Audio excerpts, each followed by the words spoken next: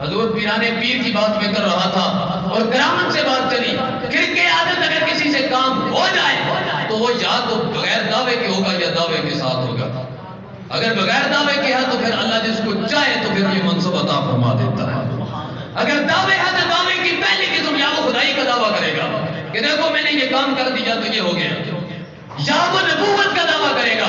جس طرح چند شعبدہ بازیاں مرزا غلام احمد قادیانی نے دکھائی, پھر نبوت کا مدعی بن گیا کہ یہ کام مجھ سے ہو گئے ہیں, تو پھر وہ مدعی یہ نبوت بن گیا.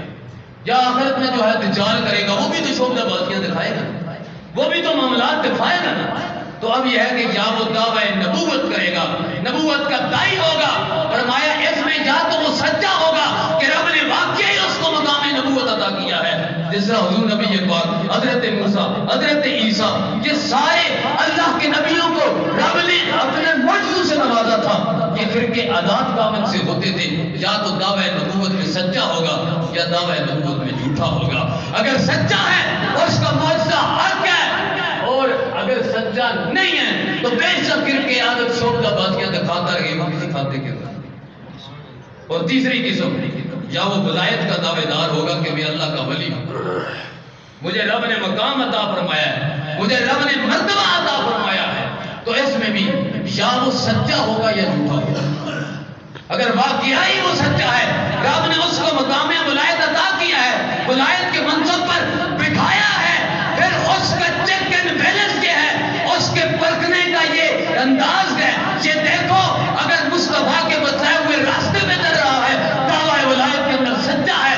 اگر مصطفیٰ کے بتائے ہوئے راستے سے ہٹ رہا ہے, دعویٰ ولایت میں جھوٹا ہے. وجہ یہ ہے کہ جو مصطفیٰ اور خدا کا پیارا ہوتا ہے وہ انہیں کا راستہ عطا فرماتا ہے, وہ اسی کا راستہ اختیار کرتا ہے, وہ اسی کا راستہ اپناتا ہے. اس واسطے برادران اسلام, یہ ولایت ہے, یہ عام چیزیں نہیں ہیں.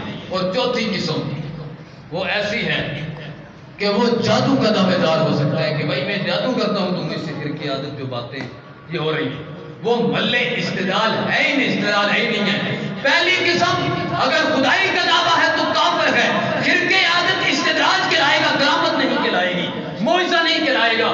اسی طرح اگر جھوٹی نبوت کا دعوے دار ہے, فرقے عادت کا استدراج کہلائیں گے, کافر کہلائے گا. وہ معجزہ یا کرامت اس کے کھاتے میں نہیں جائے گی. اسی طرح اگر ولایت کا جھوٹا دعوے دار ہے, فرقے عادت کوئی کام کر جاتا ہے, تو اس کو کرامت نہیں کہیں گے, استدراج کہیں گے. اور اسی طرح جادوگر تو ہے ہی استدراج کرنے والا, وہ تو دکھلاتا ہی شعبدہ بازی ہے. تو میرے ساری گفتگو کا خلاصہ یہ ہے کہ لوگوں حضور غوث الثقلین پیران پیر آپ ایک وقت میں کئی جگہ پر یہ آپ کی کتابوں سے ظاہر ہو پائے رہ جا سکتے تھے, لیکن آپ نے اپنا منصب, اپنا تعارف, اپنا سٹیٹس, اپنا مقام, اپنا مرتبہ لوگوں کے سامنے جو بیان کیا, فرمایا دیکھو بغداد کے ممبر پر بیٹھا ہوا ہوں, لوگوں کو وعظ و نصیحت کر رہا ہوں, لوگوں کو تنقید کر رہا